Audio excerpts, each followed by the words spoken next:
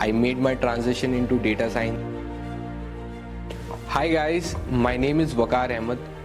I'm basically born and raised in Kolkata. I did my bachelor's in computer application from Kolkata itself, from Techno India Salt Lake. After that, I have joined corporate. I worked in multiple companies in the support role, then as a customer support associate, then business development associate. And after that, I made my mind to transition into the data science profile. Currently, I'm working as a senior data analyst in Sony, that is one of the conglomerate in product analytics. And for this, I give the credit to OdinSchool because it actually played a very important role in transitioning me from a non-tech person to a tech savvy into data analyst.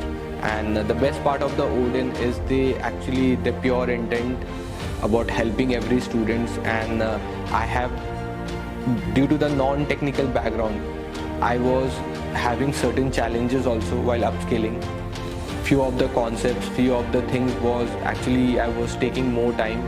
The logic I was not able to develop, how to solve any certain problems. But OdinSchool has always been there and they have constantly supporting me for everything.